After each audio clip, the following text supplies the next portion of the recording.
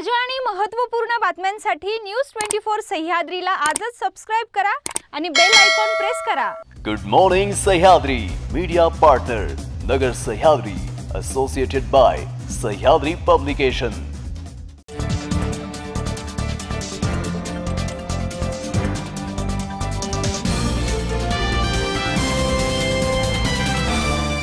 नमस्कार, आपण पाहताय न्यूज 24 सह्याद्री। राज्यभरातील ताज्या बातम्यांचा वेध घेऊयात गुड मॉर्निंग सह्याद्रीमध्ये। करमाळा तालुक्यातील केम येथे लग्नासाठी आलेल्या अकलूज येथील शेंडगे कुटुंबाला उजनी जलाशयात नावेतून फिरण्याचा मोह घातक ठरलाय। सेल्फी काढण्याच्या नादात नाव उलटून शेंडगे कुटुंबातील बाप लेकाचा दुर्दैवी मृत्यू झाला।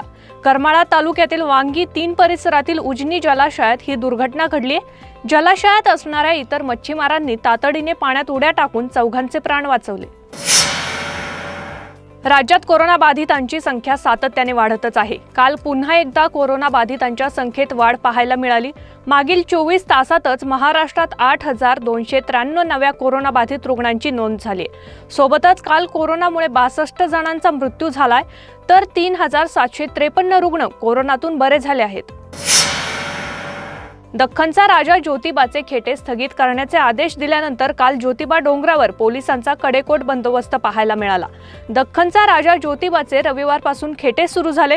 पुढचे 4 रविवार हे खेटे आयोजित करण्याची गेल्या अनेक वर्षांपासूनची परंपरा आहे।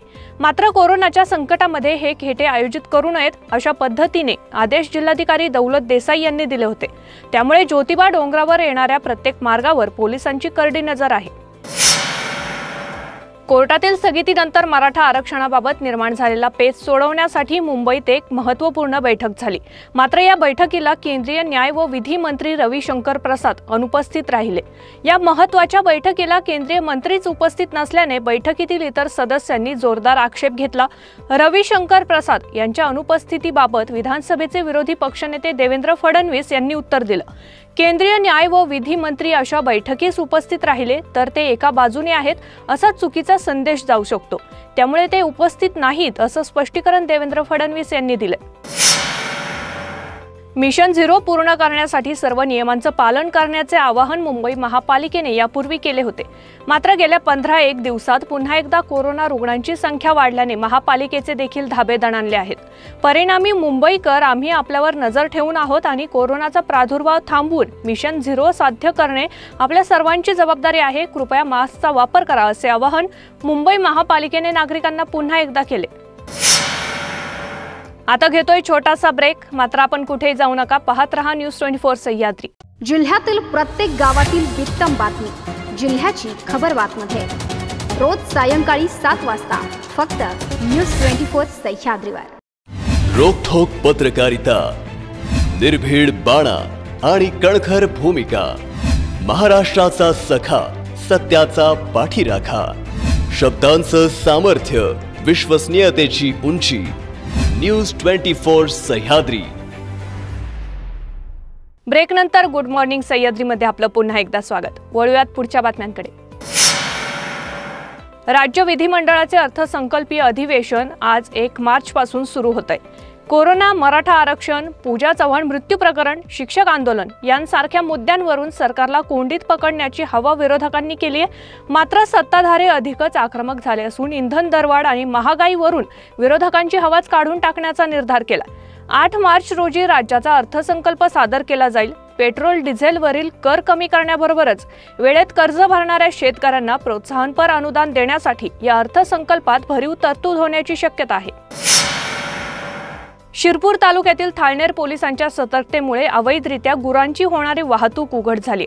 या कारवाईत 17,80,000 रुपयांचा मुद्देमाल जप्त झाला असून आरोपी मात्र फरार झाले आहेत। यातील जनावरांना सावेर येथील गोशाळेत पाठवण्यात आले। याबाबत थाळनेर पोलीस ठाण्यात पोलीस कॉन्स्टेबल प्रकाश मालचे यांनी दिलेल्या फिर्यादीवरून गुन्हा दाखल करण्यात आलाय।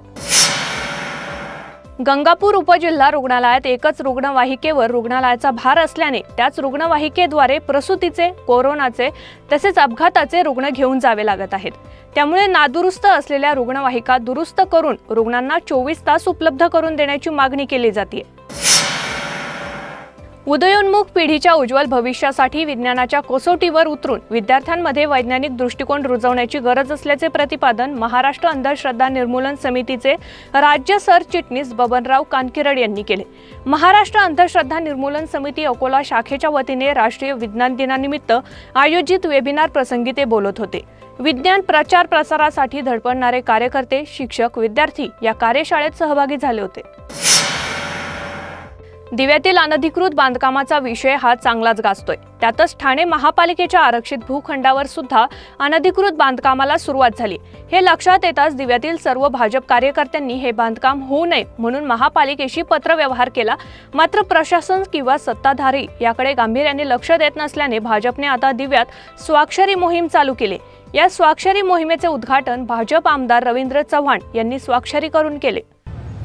कुठेतरी राजकारण म्हणून याकडे न बघता इथल्या असणाऱ्या नागरिकांची जी सोय व्हायला पाहिजे, आरोग्याची सोय व्हायला पाहिजे, ती करणं अत्यंत गरजेचं आहे।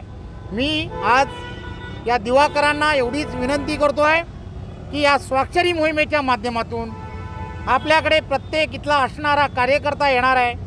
आपण सही करून आपलं मत की इथे हॉस्पिटल झालं पाहिजे, नागरी सुविधा, आरोग्याची सुविधासाठी झालं पाहिजे।